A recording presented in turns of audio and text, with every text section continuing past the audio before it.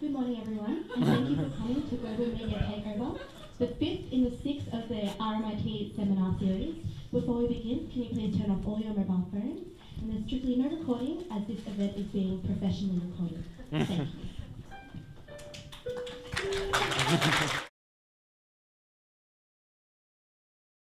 I had known always that I wanted to work internationally in my career. Having a bit of international experience, say interning or spending some time working overseas, stands you in good stead locally. Go overseas, then you'll look really glamorous and you'll have something on your CV that is international and you'll have got a better understanding of the industry.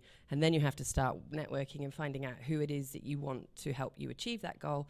And once you've found that person, then you just politely keep asking that person to help you achieve that goal. In terms of filling out of your depth, I think that's something that everybody feels. Absolutely. And I think it's the hungry for knowledge and putting your hand up and saying, admitting, I don't know, in fact, I know nothing. Please, this is why I'm here. I'm here as an intern to learn, and can you teach me? There is a little bit of you that thinks, if I make a complete mess of this, I can always go home. If you give yourself that challenge, you always rise to it. I think I would always advise anyone to go and work in London if you're interested in television. There's probably more opportunities in London or even LA, from an industry point of view, because the industry is bigger.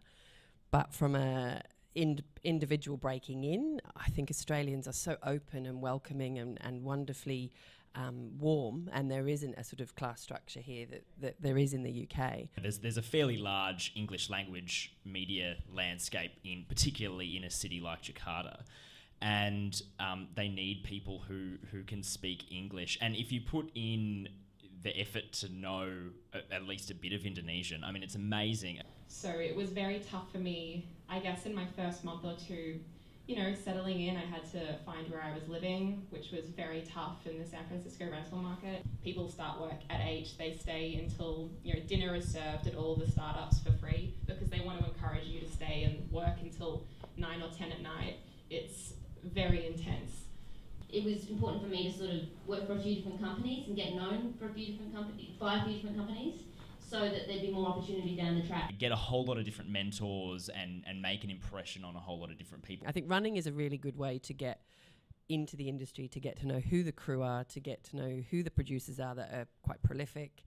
And you get to see all the different departments, and you get to suss out which area you want to flow into and what you naturally flow into. Is find someone you really admire and try and attach yourself to them. I severely underestimated just how much it would cost to relocate to a new city. I got myself an agent. They will quite happily give you a list of contacts in the industry to go and knock on doors of. You could take the highly paid job that you won't enjoy, or the poorly paid job that will teach you a lot, and you'll have a great experience. You'll be proud of what you made at the end. It seems to be often the case. Those are the jobs where they actually afford you a lot more flexibility to try new things. Like if you're going straight into a top job, it's very rigid. They have really, high standards for you to meet, and it's not so much a learning experience. I have probably chosen a path with commercials where I do earn good money, but I have the freedom, and I think that's what exactly I agree with these guys. It gives me then the freedom to choose, like I'm doing at the moment, to set up a company which is, all around the content that I want to produce. I do, I guess, when I come to the table on any project, get a little bit, fanatical about making it universal and appealing to a universal audience. And yes, it can be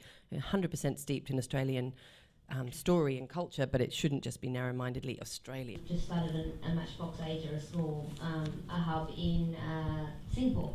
And so that's a world, I probably can't give you much knowledge on that yet, but I think that's a growing industry. I'm probably more of a pro-Australia, come live here and have a great lifestyle, because you don't work till 10 at night and you do have the ability to say there's a life-work balance. Which I did actually work ridiculously long hours and put in a lot of effort and was always the last to leave and the first to arrive because I was really hungry. LA creates a false bubble, I guess, of people going, woohoo, you're amazing. And it's not quite real for me, so I didn't buy into LA.